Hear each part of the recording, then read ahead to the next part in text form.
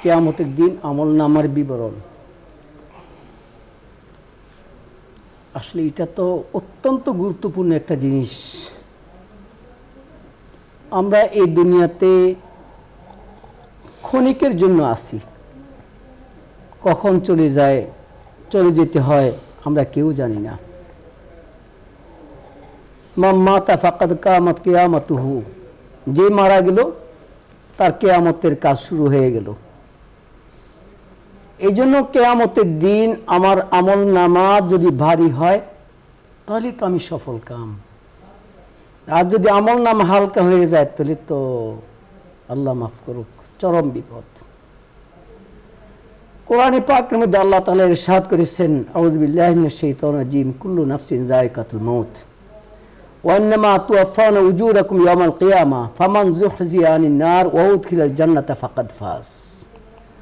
আল্লাহ তাআলা সূরা আলে ইমরানে বলেছেন প্রত্যেকটা প্রাণী মৃত্যুর স্বাদ আস্বাদন করবে এবং কিয়ামত দিবসে তোমাদেরকে দুনিয়াতে যা আমল করেছো, নেক আমল বদ আমল, তা পরিপূর্ণভাবে তার বিনিময় দেওয়া হবে। এরপর আল্লাহ তাআলা বলেন একটা জিনিস তোমাদের খেয়াল রাখতে হবে, যাকে জাহান্নাম থেকে দূরে সরিয়ে রাখা হয়েছে আর জান্নাতে প্রবেশ করানো হয়েছে, ফাকাদ ফাজ, সে হলো একমাত্র সফল কাম ব্যক্তি।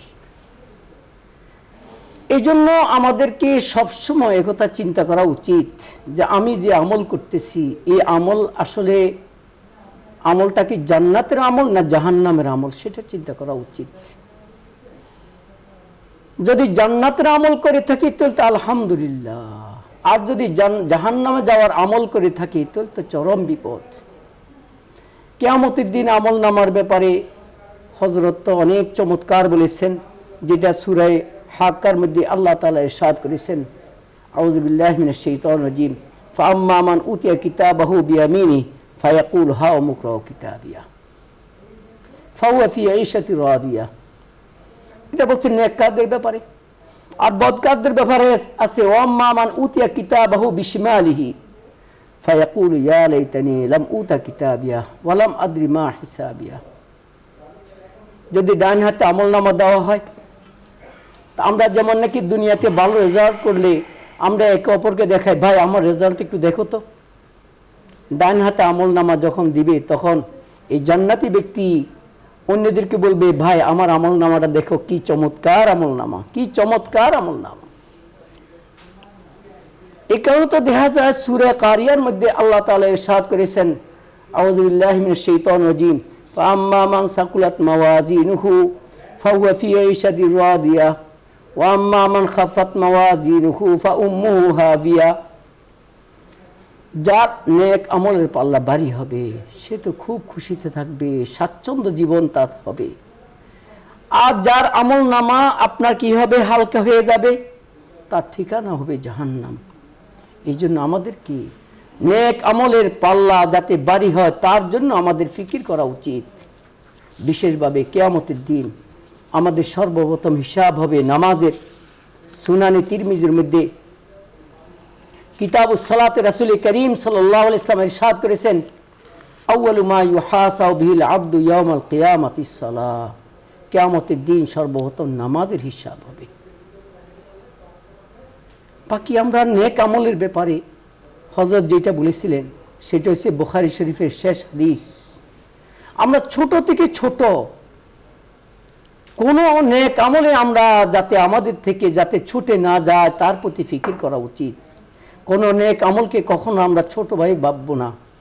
সহিহ বুখারী শরীফের সর্বলাস্ট হাদিস, নি'মাতানি হাবিবাতানি ইলা রহমান খাফিফাতানি আলা লিসান সাকিলাতানি ফিল মিজান সুবহানাল্লাহি ওয়া বিহামদিহি সুবহানাল্লাহিল আযীম।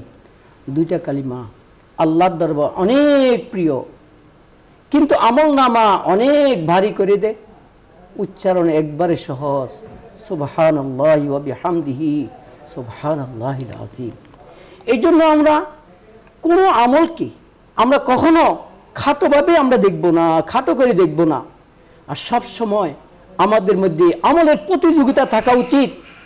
কোরআনে পাকের মধ্যে আল্লাহ তাআলা ইরশাদ করেছেন সূরা বাকারার 148 নম্বর আয়াত, ফাস্তাবিকুল খায়রাত, তোমরা ভালো কাজে, নেক কাজে তোমরা প্রতিযোগিতা করো। যথার্থ আপনি বলছিলেন। দর্শক মণ্ডলী, ভালো কাজে প্রতিযোগিতার পুরস্কারও খুব বড় আল্লাহ তাআলা দিয়ে থাকেন।